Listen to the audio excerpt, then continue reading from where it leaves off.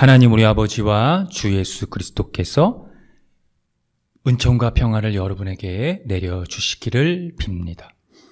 기독교는 정체성과 목적이 확실합니다. 한마디로 정의하면 생명이라고 할 수 있는데요. 하나님이 시작과 끝이라는 생명의 원천을 말하고 있기 때문입니다.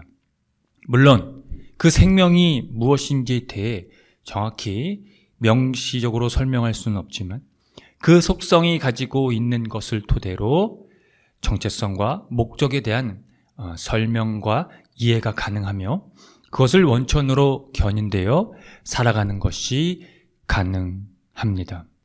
오늘 우리는 성서가 그것에 대해 어떤 방향을 제시하고 있는지를 따라가 보면서 짧은 시간이지만 기독교의 정체성과 이 목적을 상고해 볼 것입니다. 왜 그것이 확실한 것인지 깊이 있게 사유해 보도록 합시다. 본문 구약의 말씀 예레미야에서는 하나님께 대한 신성 모독에 가까운 예레미야의 언급이 나옵니다. 27절 말씀에 보면요, 나를 권유하심으로가 그것인데요, 그것을 원어적으로 해석을 하면 속이셨으므로 또는 유혹하셨으므로입니다. 따라서 속이셨으므로 속았다 혹은 꿰매 넘어갔다로 해석할 수가 있습니다. 그뿐만이 아닙니다. 그는 구약 시가서에 나오는 욥과 같이 그가 태어난 날을 저주하면서 자신의 생애를 마치는 날까지 이 수모를 겪어야 하는 것을 원망을 하고 있습니다. 예레미야의 이런 태도가 불순하게 느껴지시나요? 저는 영혼의 고뇌를 가장할 수 없는 그의 심정이 10분 이해가 됩니다. 그는 지금 완전히 진이 빠져 있는 상태로 즉 자살하기 직전까지 가 있는 이 절망의 상태에 있기 때문입니다. 무엇이 그를 그렇게 몰아갔을까요? 예레미야서는 주전 587년 바벨론에 의해 유다가 정복될 때까지 유다 왕국의 마지막에 관한 이야기입니다.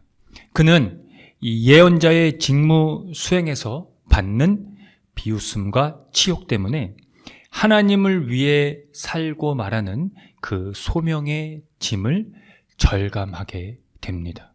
지도자들의 이 죄와 거짓된 성전 예배 그리고 바알 숭배는 그가 예언자로서 짊어져야 할 책임을 가중시켰습니다. 백성들 앞에 이 토기를 깨면서 예루살렘도 그와 같이 회복할 수 없을 정도로 파멸될 것을 고지한 것입니다. 유다에 대한 심판이 불가피한 일임을 보여준 것이죠.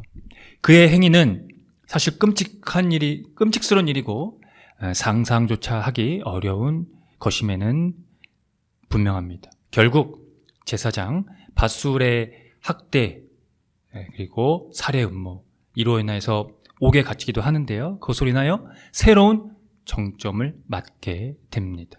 그 정점은 이 자신의 메시지로 말미암아 그로 인해서 희생자가 되게 한 그 소명이라는 것이 결국 항의로까지 이어지게 되었다는 겁니다. 그는 주님의 이름으로 더 이상 외치지 않겠다고 다짐을 합니다. 그런데 그때마다 주님의 말씀이 자신의 이 심장 속에서 불처럼 타오르는 것을 느끼게 됩니다. 그리고 자신의 이 억울한 사정을 아뢰고 주님이 건져주실 것을 또 노래하기도 합니다. 그의 억울한 심정과 이 노래가 우리 귀에 들리는 것은 인생의 목적과 질문과 더불어 고뇌에 찬 이 부르짖음이 우리네 삶과 아주 가깝게 닮아있기 때문이 아닐까요? 오늘 복음의 말씀 마태복음에서는 제자들에 대한 고난에 대한 말씀입니다. 이 고난은 앞서 말씀드린 이 구약의 선지자들의 고난과는 전적으로 다른 것을 의미하는데요. 그 핵심은 이것입니다. 예수님을 따르는 자는 한 운명 안에 들어가게 되는데 그 운명은 예수님의 운명과 끊임없이 같아지게 된다는 것입니다. 그러므로 고난과 모욕 속에서 예수님께 이 존속되어 있다는 사실은 제자들의 따름, 제자도를 가리키는데요. 이 제자도를 나타내주는 중심적인 특징이라는 겁니다.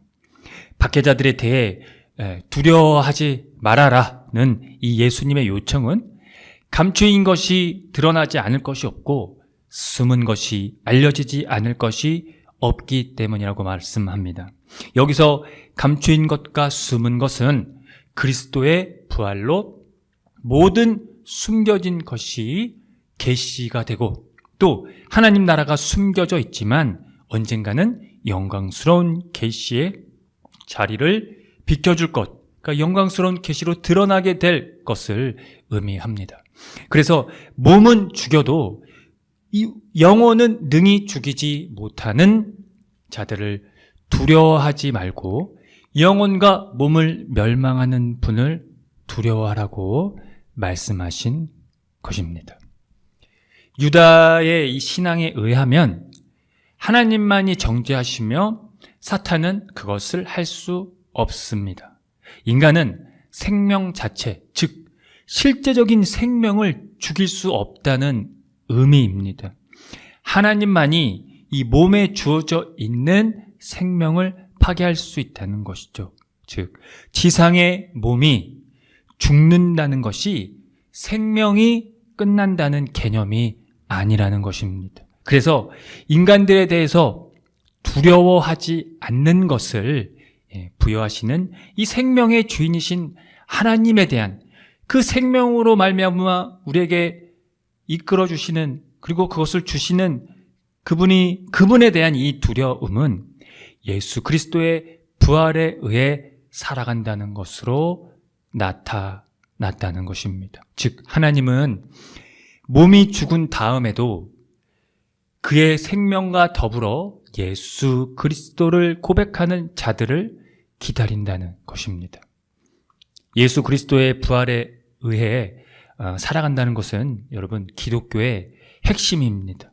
이것이 바로 예수님의 운명과 같아지게 된다는 것을 의미합니다.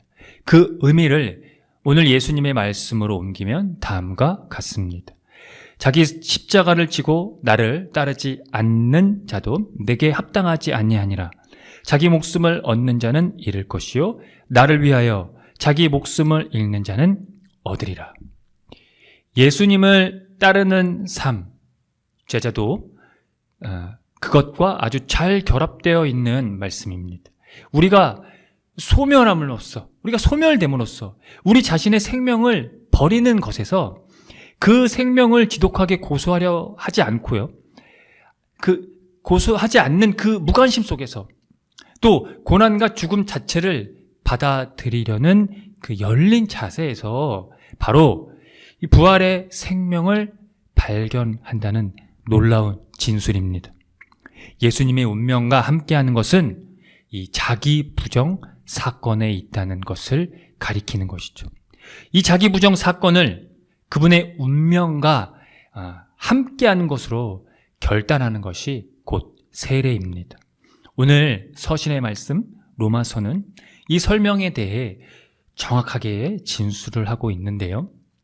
세례를 받아 예수님과 하나가 되는데 세례를 받을 때 예수님과 함께 죽었다가 하나님의 영광으로 말미암아 예수께서 죽은 사람들 가운데서 살아나신 것과 같이 우리도 그 새 생명 안에 살아가게 된다는 것이 그것입니다. 그래서 그 표현을 예수님의 죽음과 부활의 연합이라고 했습니다. 세례 자체가 이 죄의 수면 상태로부터 이 부활의 세계로 옮겨짐으로 그리스도의 죽음과 부활에 참여하며 그의 영광에 동참하는 것이기 때문입니다. 그러므로 세례는 그 과정에서 십자가를 현실화하는 것입니다. 우리의 옛사람이 그리스도와 함께 십자가에 달려 죽은 것을 가리킵니다. 그렇게 될 때에만 죄의 몸을 멸하셔서 우리가 다시는 죄의 노예가 되지 않게 하려는 것이기 때문입니다. 다시는 죄와 죽음이 우리를 지배할 수 없음을 가리키는 것이죠. 그러나 여러분, 이 세례식과 같은 의식이 그 여부가 중요한 것이 절대로 아닙니다. 예수 그리스도께서 십자가 부활에서 선취하신 그 생명의 연합, 일치, 결속될 때만 세례는 세례로서의 그 의미를 구축하는 것이죠. 중요한 사실은 그리스도의 죽음과 부활의 연합에서만 우리의 정체성과 목적이 확실하다는 것입니다. 그래서 저는 서두에서 기독교는 정체성과 목적이 확실하다고 했습니다. 그것에 대한 구체적인 대답이 생명이라고 했는데요. 그 하나님의 궁극적인 생명이 예수 그리스도의 십자가와 부활에서 선취적인 이 사건으로 드러난 것이 결정적인 이유이기 때문입니다. 그러므로 우리는 신학적으로 얘기하면 죄에 대해서 죽은 사람이요, 하나님을 위해서는 그리스도 예수 안에서 살고 있는 사람이 됩니다. 예수 그리스도의 죽음과 부활에 연합되는 것에 여러분의 운명을 거십시오. 거기에서만 생명의 실체, 곧 여러분의 삶, 생명, 정체성, 그 모든 것들의 확인이 가능하기 때문입니다. 아멘. 함께 기도합니다.